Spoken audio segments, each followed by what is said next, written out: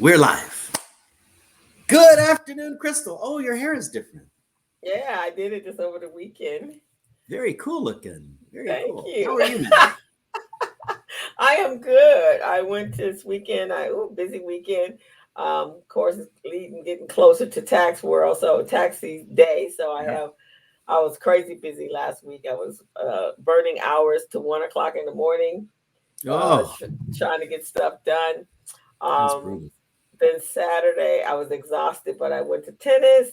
I had the kids because I'm getting them ready for competition.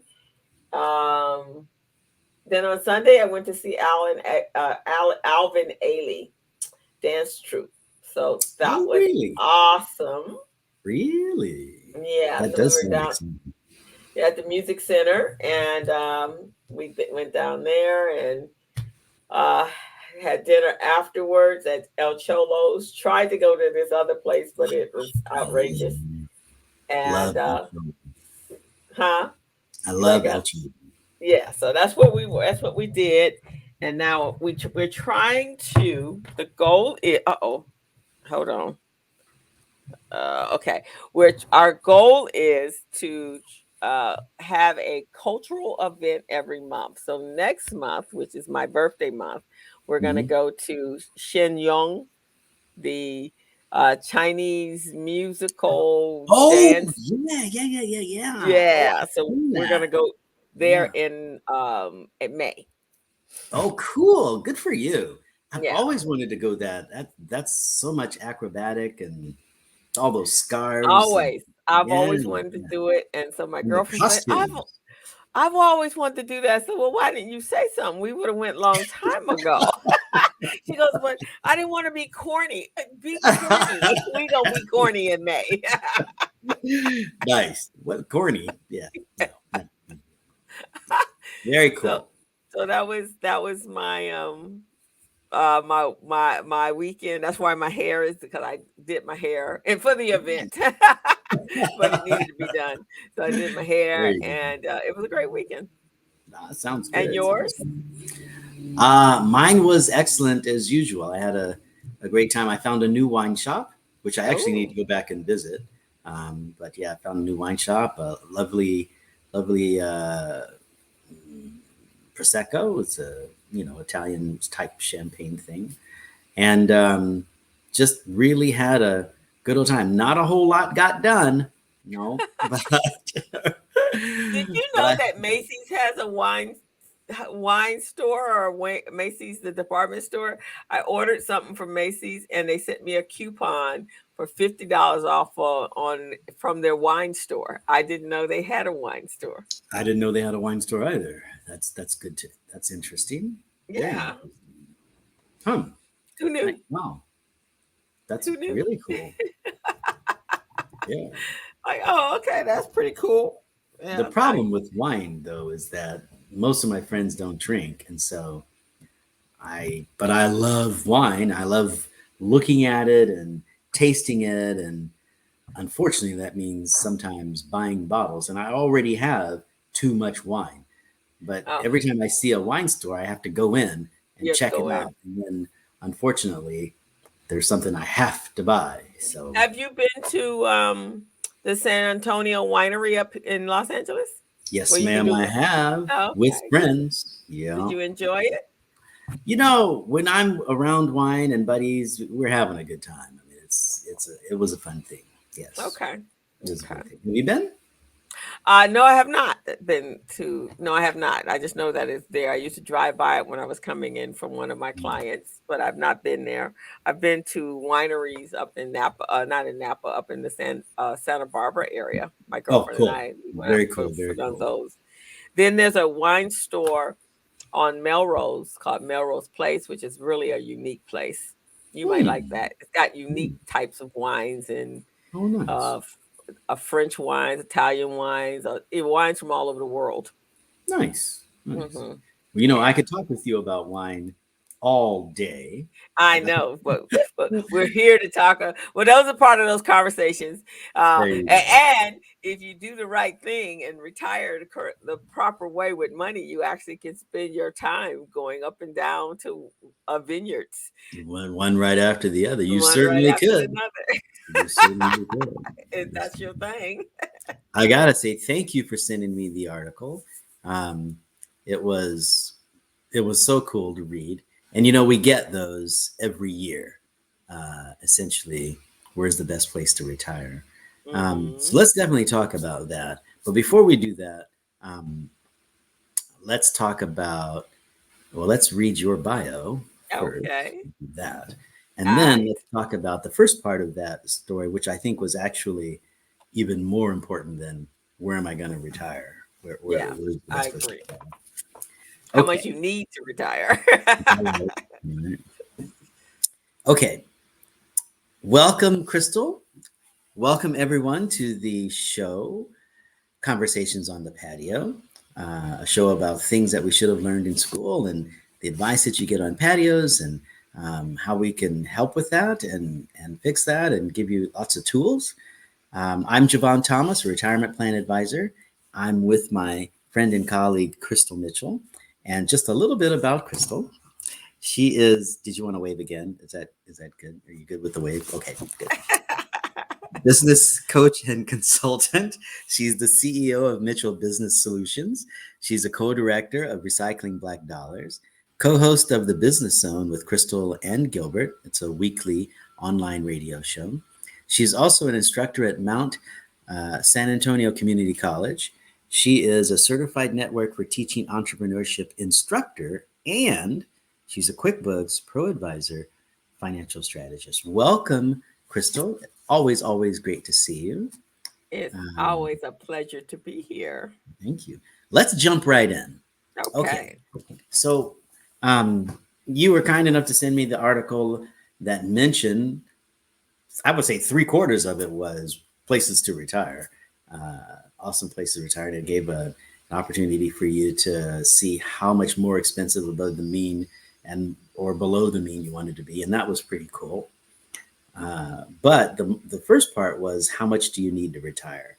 And at first, I gotta say that article reminded me one of my favorite questions to ask when I meet groups, and that is, you know, what's the capital of how do you say the capital of Louisiana? Is it uh, New Orleans or Nolens? How do you say the capital of Louisiana? New Orleans. New Orleans. But I Okay. think if you're from New Orleans, Yeah. you say New Orleans. Yeah. Yeah. Well, I'm actually taking a wee bit of advantage for you, so thank you for playing along. The capital Okay. of Louisiana is actually Baton Rouge. Oh, Baton right, right, right, right. Rouge, right? So what happens though is we hear something and we focus on the wrong thing, and focus on New Orleans, Nolens, rather than capital, right? Mm-hmm. And it happens to us time and time again, especially with retirement plans. So when I read that article, suggesting how much do I need to retire, I immediately thought, wrong question. The Mm. question ought to be, based on my savings, am I going to be able to produce my savings Mm. 110% of my retirement income once I retire? So, based on my savings, the amount in my 401k plan, Social Security, all of my income sources, whatever they may be, Mm-hmm. apartments, whatever, I don't care, whatever. Mm-hmm. Can I, or can that pot produce 110% of my take home pay? If it can, then most likely you're going to be afraid. So then folks say, well, how do I get there? Well, I think between you, me, and the fence post, I think that $1 million is tough. It's a big number. It's a big number. Mm. Mm-hmm. I don't even know if I would try to get there. What I would say for most folks and then I'll let you talk. What I would say is most Americans need to save between 10 and 15% of their income. And Okay. they need to do that consistently in order to get to that point. And most Americans don't take as much risk as they need to because they've started too late. And so the upshot is if you want your children to save for retirement and you want them to be okay, get them started earlier. The earlier you start, the least amount of risk you need to take in order to get superior gains, if that makes sense. Okay. Yeah. I cut you off. I'm sorry. No, no, I agree. And I was saying that it's just really, it's actually when you start, obviously you can't, unless you're making humongous amounts of money at the age of 50, think you're going to save $1 million for the next 15 years when Right. you actually retire. So, but I think if you start working very early, and started, and you had a company that had a 401k, you might get closer to the earshot, maybe depending on what Hmm. type of occupation you had. But Sure. it's so interesting today. It's interesting because today we've been talking about that. But the new young millennial Gen Xer, they have a whole different concept toward this whole working thing, and That they right. do. and and they're not looking to spend 10, 15, 2 years with one company. Yep. It's very true. Very true. So what do we tell these guys? I So mean, other than the fact that they're going to have to come up with some type of plan, they're going to have a plan. It still requires a plan. yeah, So if you're not going to do that, then it really is more on the onus is now on you, knowing that I know you're young and you don't think that age is going to come, but that age is going. There's only two options: either turn that age or not be here. Period. There's only those are very the two true. options, right? It's very true. And I think, like many of the things that we talk about, this is not a problem about saving for retirement. That's just a symptom of the greater issue. The Right. real issue is part of being an adult is saving. That's just the deal. Preparing for your future. That's just the way it is. When you were a kid, your parents prepared for your future. They sent you to baseball. They sent you to Girl Scouts. They made sure that you got a job so that you could work on time, or they made sure you took these classes, or they put you in school. They did stuff for you Mhm. so Mhm. that you could be prepared for your future. And now that you're an adult, that's on you. It's your job to do that. As much as I hate to say it, I would love to blame my parents for my lack of saving. It's not their fault. I would love to call up my dad and say, "Yo, dad, I wish you had taught me to save. And how come you don't have an inheritance for me?" I wish I could do that. Uh, that's just not going to work. I can do whatever I want to fix my father. It's not going to help me get closer to where I need to be. And it's not my father's fault. That's on me. That's on That's you. you. That's So I on you. think, we have this problem where we think that it's okay not to teach our kids to save. And the thing is, if you start small, it's amazing what can happen. If you just keep going, just start small and keep going, and you would be surprised how it adds up, especially in a market that returns on average, on average, uh, 9 to 10%, and some people might say 6 to 8%, and then 9 to 11%, right? On Right. average. Right. Exactly. Yeah, no, that's really, really, really important. And I think, parents kind of halfway do that. There are some parents that are really adamant about all your birthday money, all your Christmas money goes into a savings account, and explaining to their children why that is until they learn how to do that. But, a lot of parents are trying to figure out how to even get their own 10% in there, let alone their children's 10%. So, but yeah, learning how to save is something you learn very early in life. Right now is the month of April. which is ties into what we talk about, ties in to what I talk about on my other shows, is this is Financial Literacy Month. And financial literacy is really about learning to understand what money, learning how money works, right? And Right. that includes savings, budgeting, debt, understanding how you can get in or get out of debt, understanding that you need to have a plan for all of that, right? Right. But we're planning for your retirement, planning for your existing life, planning for contingencies for crises like we just are coming through and went through. So all of that is important. And I must say, the one thing that doesn't happen a lot when we're kids, at least it didn't happen in my family, and I don't know about your family, uh, our parents and our grandparents never talked about money. No, money has, depending on where you are and I suppose how you do it, money has a stigma attached to it. I mean, we all want it, we all need it, but nobody really wants to talk about it. So, Mm-mm. no, we didn't talk about money. No, you didn't talk about money and how to utilize it. But when you look at generational legacy, wealthy families, money is a major conversation. They have those conversations at the table when they're having dinner. Yeah, they Lots of talk times about, they do. Lots of yeah. times, especially those that are upwardly mobile. Um, I think you're right. I think you're absolutely right. Like, and they don't talk about it the way we think they talk about it, though. I mean, they don't say, "Yeah, I took my $100 and I put it into the bank, and now I have $104. Woohoo! Let's have a cocktail." They don't talk about it that way. No, they don't. Yeah, and we have this idea that that's how they talk about it, but they do talk about it with regard to perhaps, okay, did you get the insurance plan done? Yeah, I went to see the doctor. Good.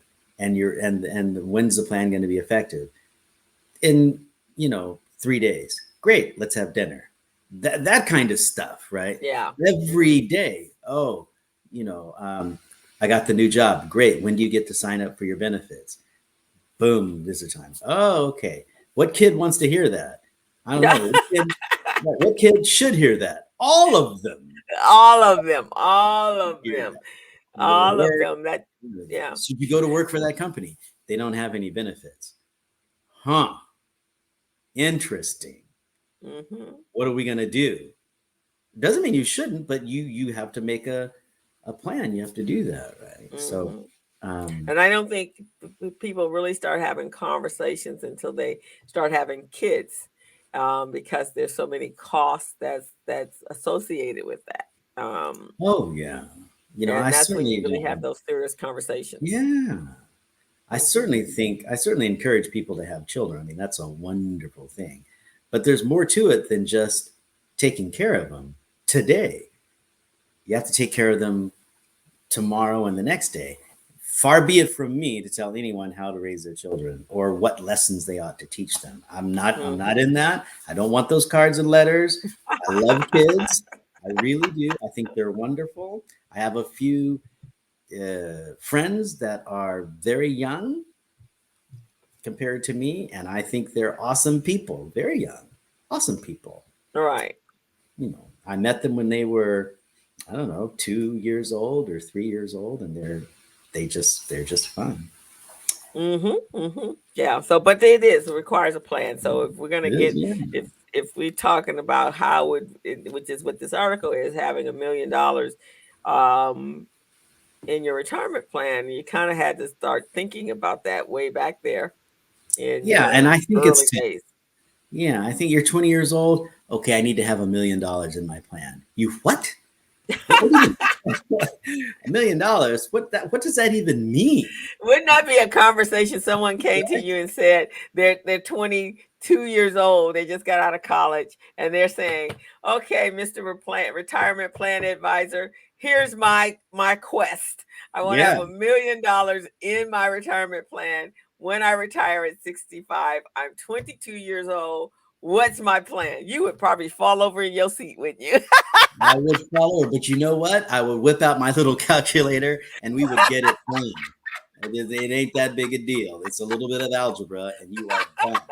I mean, it's already been done for years. It's already been done. That is there. And I tell you, Crystal, if we could give a list of questions for that new hiree that they should ask, when do my healthcare benefits start? Yeah. How much do I need to save to get to $1 million, and how soon can I get there? If we could just prime those questions, Right. Exactly. when I don't know what other question there would be, but those kinds of questions, life would be really good. One of the Oh, things here's that one. When they yeah, sit down, okay, I need to know when is the eligibility over? When is this happening? Who is our retirement plan advisor? Can I get yeah, their contact information? yeah. Who is it? This person that I happen to be paying to help me make these decisions, who are they? Who are they? I want to have a. And how Can do I I get have to a? Can I talk to them personally? them? Exactly. Can you Exactly. or can you CC me? Will I receive copies of all correspondence? Exactly. Exactly. That's Mm-mm. right. You're absolutely right. Where are they? How do I get to them? Right, Very exactly. strong. Very strong. I had a point I was going to make, and I can't remember what it is. But that article I thought was really good for that specifically. I think that a better question is to focus on, if I put my whole pot together, Right. What will I have and how will what I will be I able have? to live Yeah. based upon that? Yeah. And then Right. you can determine, where you're going to be. Do you need to move? I think, like so many things in our lives, where we start the process involves a conversation, and it leads us to different paths, right? Mm-hmm. And Mm-hmm. once you start the conversation, maybe that's a good thing. Maybe that article is a good thing to start it with. All right, how much do I need to retire? If you talk to me, I'm going to say enough so that you can generate 110% of your income, of your take-home pay. Well, how much Mm-hmm. is that, Jevon? Well, I don't know what your take. I don't know, right? Mm-hmm. But Right. that's where we want to start, and then you go to, okay, uh, where do we want to live? I got to live here. I got to do this. I got to do that. Really? You got to do that. If that's the case, and God bless you if it is, then there's some things we need to do. Mm-hmm. That's just the way life is. There's a plan that we have to take here, and then you have to be willing to change either your objective or your plan. Or your plan. And then some people, because state of California is quite expensive to live in. Mhm. Um, all the way around. And some people do make that decision, depending on what their assets are and what they do have saved. That maybe my money will go longer. I remember when I guess I was in my mid 40s or something. My mom was getting closer to retirement, and her friends, they were all retiring, and they had a love for um, motorhoming, and so they did a Ah, lot of that. So there's like 4 or 5 of her friends. They all made a decision. They owned homes and property in Los Angeles. They might not, if they were alive, they probably would have gone, dang, I should have waited. But they sold their homes because now in the area that they moved out of, their homes are up in the would be valued up in the millions right about now. hmm. Um, and that would have been a whole different ball game. They could have probably rented them out and stuff. But a lot of them sold their homes, moved out to the outlying areas like Apple Valley. Some moved to Henderson in Vegas. Um, Oh, okay. yeah, some moved to Palmdale and those areas. They had motorhomes. They then equipped their motorhomes so that they could travel across country and then just come back to their home base. And that was their plan. It was like 5 of them that had belonged, I guess it was like a motorhome club. Hmm. And so that's kind of how they spent their latter years. And then they would bring their grandchildren and things like that. So their retirement until the day they all stopped breathing. Yeah. This has been, good over 20 some years now.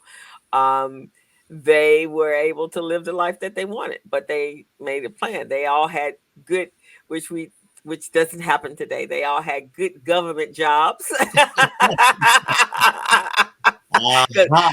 Because they were of that area, the era that once you got out of college, you got yourself a good government job. Mhm. And so Mhm. they all retired from those spaces, and so they did pretty well. They had a plan, and even my mom's plan for retirement was pretty decent. She just got right in the like within the second, third year of retirement, she got sick, and Mm. she was diagnosed with cancer, Right. and so um from 5-10 years outside of her it was almost 7 years outside of her retirement, she actually passed on. Mm. So but she did have enough based upon how she was living, and what her likes, and then she had enough saved, and she had made a pretty decent for herself. It was just herself. So Mm. Well, I'm so um sorry for your loss. That must have been tough. But you did take care of her for quite I some took time. care of her for the 5 years. Yeah. Yeah. Yeah. Yeah. So What an opportunity. An opportunity and a stressor. Yeah. yeah, caregiving. And I think we have someone that's coming on in a couple weeks to talk about long-term care, don't we? We do. Jim Better is going to join us and talk about long-term care and what that means to a lot of people and how to get involved with that if that's part of your plan. And definitely looking forward to that conversation. And Yeah, that's a big conversation because it really reflects more on the people that's going to do the caregiving. But I can guarantee you that nobody plans for your parents to have long-term health care needs. no, And you're absolutely right. And I think one thing that I talk to people about is if you're 60 today, there's a very good chance you're going to make it to 90. It doesn't mean you're going to make it to 90 walking and talking. It doesn't have to be a good journey to 90, right? mhm. But I mean, let's hope that it is. And and part of that is preparing for it. Again, it's always back to your favorite thing, planning. Because even then, you can kind of that longevity could be redirected if you're taking care of yourself, making sure that in your 40s you start concentrating, or if your 20s or 30s concentrating on your health, Yeah. and making sure that if at best the only thing you have to worry about is a little senility, then a little bit of senility. So you still know who you are. You Yeah. good. Well, that's one of the reasons why I'm excited about doing this show with you because you talk to so many people. I mean, it's not the only thing you do, but one of the things you do is talk to people about their second and their third act. And what a great way to put that, I think, your second act. You've been working. What are you going to do now? Yeah. Or you're working, you started a company, you've done this, you've done that. Now, what are you going to do? How do we take care of that? And I think that goes hand in hand for a lot of folks with what their retirement plan is. And I think it's Oh, yeah. beautiful that you get to that they answer that question. This is what I want to do. So that's very cool. I have a client and a friend. She's a friend. And she is, I think, 72, 73, something like that. Um, she was in aerospace. Actually, she's probably one of the California hidden figures. Oh, okay. And so worked in aerospace all life, worked at NASA, worked at, I think, a Boeing. I mean, made a good salary, made a good money, right? Was all ready for retirement, had it all planned out. Her husband as well, he worked in the governmental kind of job. He was going to retire in when he retired, he was retiring in Africa. She didn't want to go there, so they were going to have this by international relationship at this point. And so she didn't want to, but he was African, so he was going back to his country. Mm, And she retired, had probably had a good plan, probably had close to, if not a million, but had significantly, maybe just a couple of 100,000 under that in her yeah, plan. sure. Still was health. She was still pretty healthy. and she got hit, you know, her retirement got hit by in 2007, 2008, Yeah. and half of it was gone. She now Mhm. already close. She was in her 60s at that point, or late 50s, or early 30s. I think she was in her early 60s. Yep. So life totally changed. Thank Yeah. goodness she does have the credentials and the knowledge and the skill sets that she has, because she had to go back to work. And her husband was diagnosed with diabetes afterwards Oh my and gosh. lost a limb. She actually had a heart attack after. Oh wow. It was so much was going on health wise. But today, she has picked herself back up. She is a leadership coach, but she Hmm. does executive leadership. Oh wow. And so she presented herself in a speaking bureau, and she now works with people all over the world on leadership. And so she has been doing extremely well. Her health is she's better. She's operable. I mean, she's fine. She's doing fantastic. But Yeah. she had to jump quick into a second plan once she got back on her feet. And I met her Hmm. right at the time. She I met her. I'm trying to think. I think she had not had her heart attack as of yet, or she had just had it. I think I met her when she was just recovering and coming out of that. Yeah. Yeah. Yeah. And she was just starting her leadership practice at that time. And so I see her from time to time. She's so busy now, you don't really get to see her, but that often. But she's doing well. So she was able to, you know, snap back and recoup. And I think Yeah. she has at this point recouped um, a lot of the money she lost, and she by investments and so forth. You know, it's very interesting the things that we learned during 2008 or 2009, 2010. Um, and I was a young wholesaler back then selling retirement plans. Mm-hmm. And I remember, you know, looking people in the eye and getting those stories, you know, about my money is gone. What are you going to do about it? Right. Mm. And advisors saying to me, what do I tell my clients? You know, 30% of their assets are gone. 40% of their assets are gone. What do we tell those folks? Mm-hmm. And I think we learned so much about risk because we forgot about risk before then. We Mm-hmm. could probably do a whole show on this, but we forgot about what risk actually is. And the, you know, 2009, 2010, that was a good reminder of what risk is, and that is that you can lose your money. But, yeah, but there's an interesting thing about that time, depending on how old you are. Um, you know, you can, and I don't like to use the word ride the storm. I think it's better to use the concept of buy low and sell high.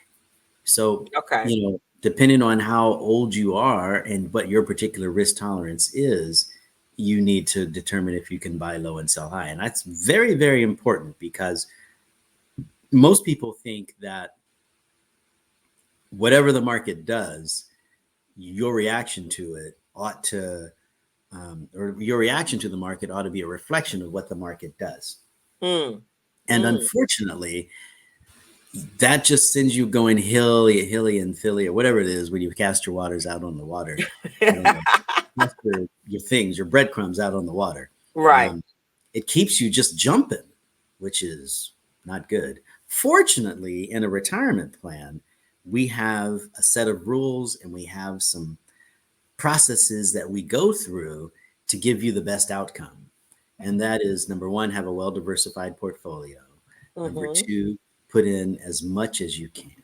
And number Mm-hmm. three, to rebalance that portfolio on a regular basis. And I preach that to people, sometimes in different orders, but I preach that to people all the time because it is the way to win. Now, what are we going to do? It's 2010. You've dropped 30% of your portfolio. Why is that important? Well, because you're about to ready to retire in the next 5 years, and you don't think it's coming back. It looks pretty bad. Pretty bad. And so you call up your financial advisor, like, hey, what am I supposed to do? Well, in a retirement plan, one thing we realize is that in that particular situation, the S&P returned 16%. So by just putting that money in, you were able to reap some pretty cool rewards. But that's not what most people did. Most people said, I need to stop the bleeding. I don't know how long this is going to happen. And God bless them. You got to do what you got to do. I mean, you have to see what's going on. But it wasn't the right thing to do in so many situations. And I have to admit, when someone gives you that plan, when that plan appears, sometimes you just got to do what you got to do. You got to take the money out, stop the bleeding, and hang on and see what we can do with it. Because that market dropped, and it dropped more, and it dropped more, and it dropped more, and it dropped more before it came back up. I mean, it was looking pretty bad. It was scary. It was scary. Yeah. As an advisor, I would try to be philosophical with my other advisors. They would say, what should I do? And I would say, well, there's no such thing as a good market or a bad market. It's just the market. That went over really well. You probably lost some friends during that time, huh? With all that philosophical crap. Yeah, right? You can't spin that, right? That's not going to pay any of your bills. So what are you supposed to do when the market tanks? What do you do? And I go back to making sure that you have a well-diversified portfolio, spread that money around, have the right mix of stocks and bonds for you, and diversify or rebalance on a regular basis. So what does that mean? You have to take the questionnaire. You have to do that. And you have to be honest with yourself. You have to see where you are. And you have to know yourself. You've got to be able to look at yourself and say, how am I going to make money in this situation? How am I going to survive this? And nobody has a crystal ball, right? So if you're one of those people that says, I need to pull out, then you need to do that and don't worry about it and to do what you have to do. But I would also say, if you're in a target date fund or if you're in an investment and you're 60 years old, you need to be transitioning to retirement. You don't need to be letting it roll, right? And hoping and praying or suggesting that it's going good now. I mean, the group of people that are in that situation, they've got a plan for that, right? Perhaps they're going to put some of it here and let the rest roll because, let's face it, they don't have enough money and they need to grow. Or maybe they're just going to let it all roll and just take the hit. Maybe that's the best they can do, and it keeps hitting, and they didn't do so well, and that really, really hurts. For folks that are younger than that, though, buy low and sell high. When the blood starts letting, jump in the street, get in there, get that, and you'll be amazed at how those things don't bother you as much if you start young. So I'm going to say, if you're a parent and you want to teach your child about the market, and this is going to sound pretty bad, so maybe you can answer the letters instead of me. I'm going to say, get your kid to start early, even just a little bit, because the more you have when those market upturns and downturns come, the better you're going to survive. Right? I mean, you lose $30,000 and you have 10 in the bank, or you lose 30% and you have $10,000 in the bank. That's 3 G's. That hurts. You got $800,000 in the bank and you lose 30%. That's $240,000. It doesn't hurt as bad. It hurts. Right, but not as bad. And you've got some room to wiggle around to see what you can do to make things happen. And, for crying out loud, please, 5 years before you retire, start having those conversations that transition to retirement and make sure that you're taking that risk questionnaire. Lots of people fight me on the risk questionnaire, but it's the one tool that I know that allows you to make sure that you're not reacting to what's going on in the market as much as possible, right? Right. It's 10 minutes, take the questionnaire. I have a client that I met with a couple of months ago, and I said, okay, I ask all my clients to take the questionnaire. And he said, Jevon, I know I'm an aggressive guy. I'm like, take the questionnaire. It's the only way that I know that you're an aggressive person. He goes, all right. And then I asked him to ask his wife to take the questionnaire as well. She just was like, no, I don't even do that. That family scares me. It really does. Because I don't know what they're going to do if he, the major breadwinner, passes away. She's never taken the questionnaire. And we're living in a kind of a crazy kind of time. It's like people that do have resources, it's like they feel nothing can actually affect their resources, right? And I know they have to have this blindfolded type of focus, laser focus on what their goals are, right? Mm-hmm. But they also feel that they're untouchable. Yeah. And that is always going to be that. But I think if 2007 taught us and 2008 taught us that you're not untouchable. Even during the pandemic, it taught us that we're not untouchable. That, yeah, we can make sure that anything that's within our power we can control.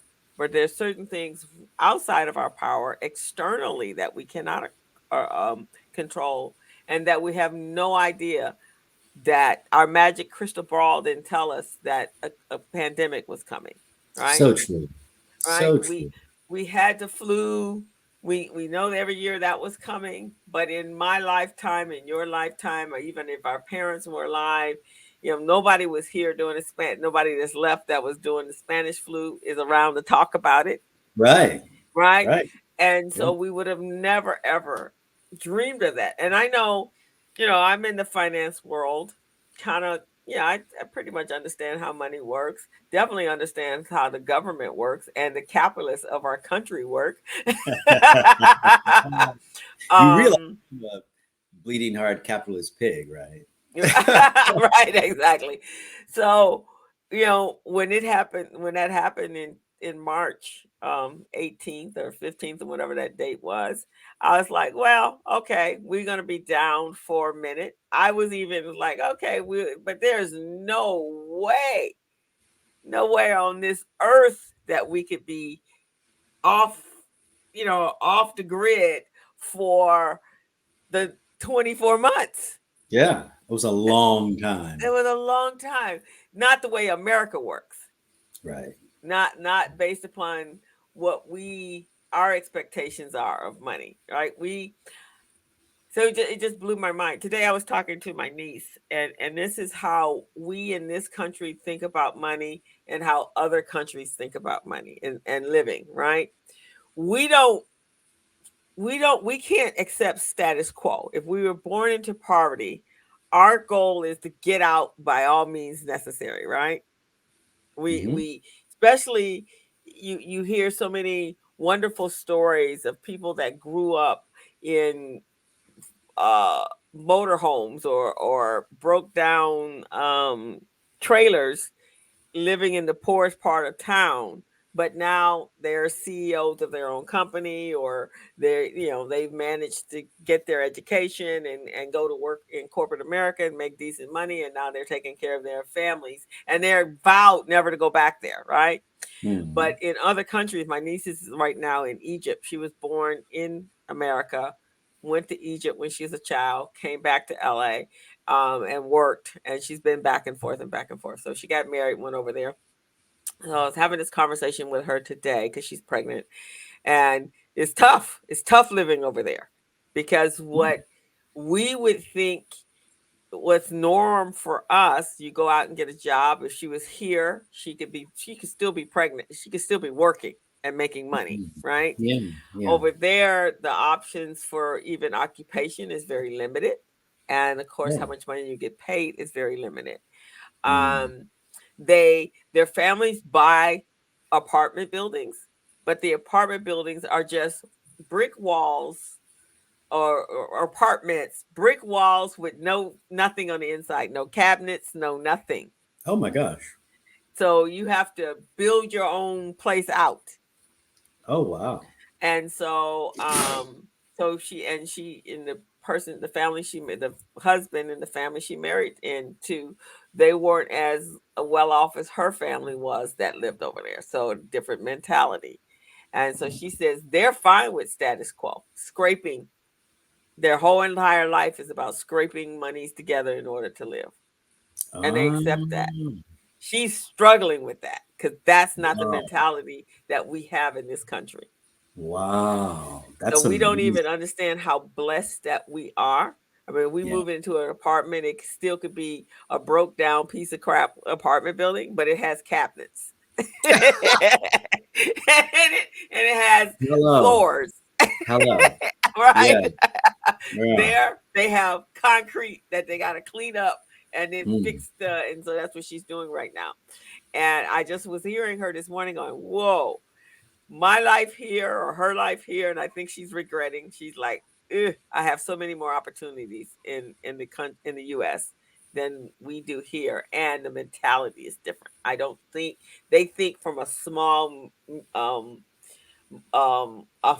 place of this is all that is here for me. Right. They don't have Social Security. They don't have Medicare. They don't have none of that. That's true. That's true. That's very interesting. So why wouldn't they come back? I mean, I guess not having that, and I don't want to throw anyone's culture under the bus, but there must be a trade-off that makes life there pleasant, because the gentleman was here and he went back there. So he was never here. He was always there. Oh, she went back to the father. She was went there to get married to him. And so that's what she's doing now, weighing that balance. He, on the other hand, he grew up there, but he couldn't find a job in Egypt, which is where they live, where she is in Cairo. He works in Qatar. Not even in Egypt. Not even in Egypt. Well, that is definitely a conversation for a beer. I don't think we want to get into that right here and now, but I'll gladly buy you a beer and we can talk about it. Right. But just to say that when we look at what we have, when we look at retirement and the resources that we have, I know a lot of times we say that I don't have enough money to put away in a savings. Right. But you really do. Yeah, and many of us do. I'm not going to paint that brush, but I will say you're absolutely correct. Many of us do. Many of us do. It might be some cutting back here and there, but I'm really targeting this, I guess, to our young people today, because our young people, they make much more money than probably you and I did when we came out of college. And probably, and somehow we did it without a Game Boy. We didn't. I didn't have a TV. I mean, we didn't have a TV. Somehow we got through that. Well, back then I didn't have a laptop, but those, I suppose you have to do that. There are ways that you can do things so that you can get about. I remember talking to a woman once who suggested that you needed 2 incomes to raise a family. And for many people, that's true. But I looked at where she was living and I thought, you need 2 incomes for this house. Right. And that's what it means a lot,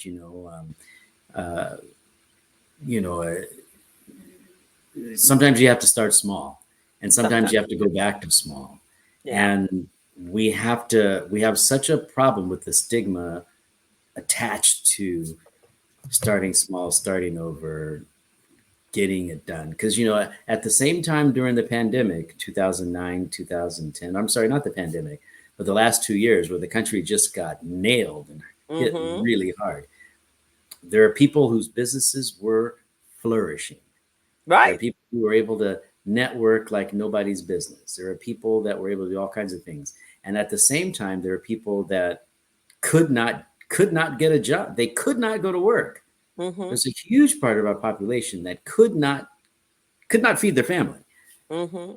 That's in any kind of analysis that you do about that time has to include both ends of those spectrums. We can't just It really, really does. And now, and then look at where we live, where we are now, where many people are choosing not to go to work. With the Great Resignation, they left their jobs because they want more workplace balance. And I don't know in that 24 months if they saved enough money to make their exodus, but quite a few of them did make their exodus, and many of them have started their own businesses, or as I call it, established their second act Mhm. beyond what from what they learned when they went through that. So it's just it comes down to a personal choice and decisions and plans, and really looking at the future and how you want to live, I would imagine. I think you're right, and making those decisions that are going to help you with your future. But not everyone has that. Not everyone No, has not everyone has that. You're yeah, absolutely right. Some that people entrepreneurial truly spirit. do are living from to day to day, day to day, not knowing Mhm. how they're going to get to tomorrow. Right. So that, and then especially in our state, because it is such a high cost to live It here is. in this state. And everything is expensive. Your apartment's expensive, your car is expensive, the gas is expensive, the everything is expensive. There's no cheap stuff. A friend of mine used to say, the beach is always free, but you got to pay to get there, and the amount that you pay to get there, and not only when you get there, now you got all that stuff you got to buy when you're there. Oh my! Even the beach, which is free, is expensive. I mean, it's Heck, air is expensive to breathe. oh my god, just being somewhere is expensive.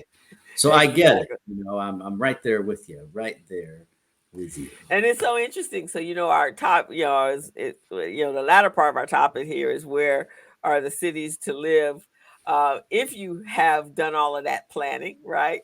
Mhm.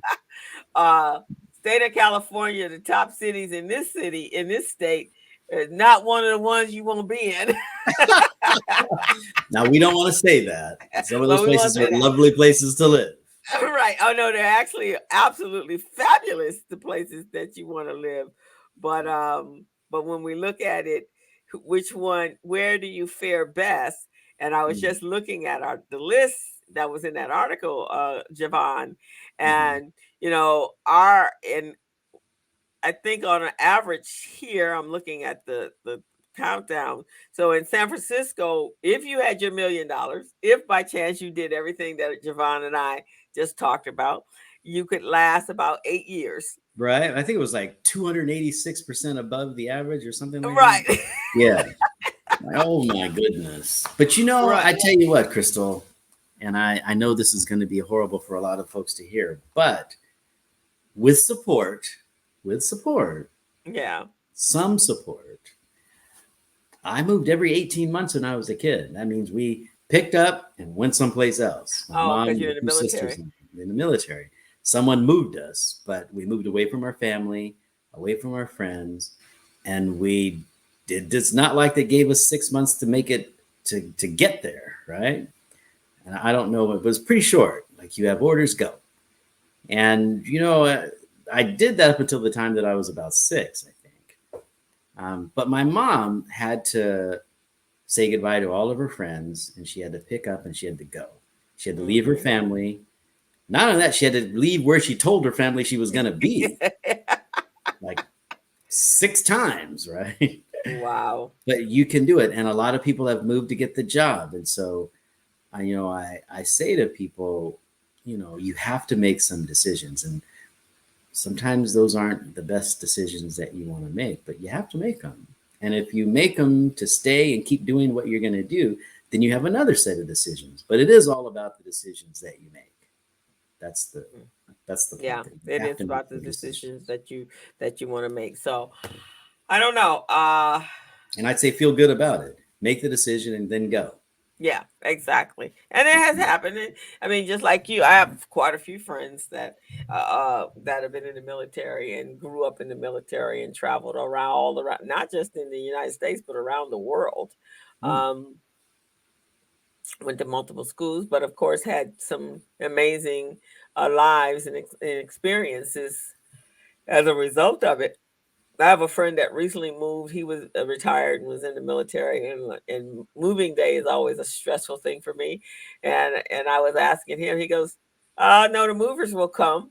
I thought, "Oh, really?" Then I thought, "Oh, you're in Really? the military. Yeah, I Yeah. remember you. That's a That's little the only different. way you know how to move."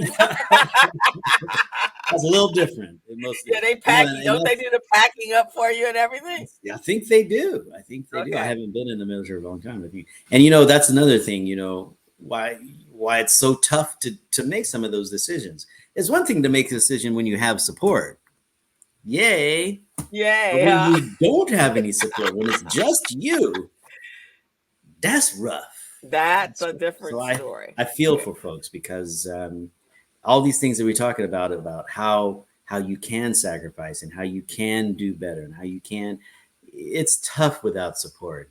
It really is. And I think Yeah. that's where families and friends are really important. And if you don't have that, ooh, it's really Yeah, tough. it's tough. And I Very, feel very for it. tough. It's really tough. Very, very tough. But again, Well, it man, I comes think back we to that should. planning. Yes, the plan. Yes, and stick to the Hmm. plan. I think it's about time we brought this broadcast to an end. So I'm going to read I your bio one more time All so righty, we don't sounds forget who good. you are. And then let's close it out. And then you can take us out. Is that okay? Okay, sounds good. Okay. Well, thank you, Miss Crystal, for joining me today. And here goes your bio. Crystal Mitchell, business coach and consultant. She's the CEO of Mitchell Business Solutions, co director of Recycling Black Dollars. She's the co host of The Business Zone with Crystal and Gilbert, that other radio.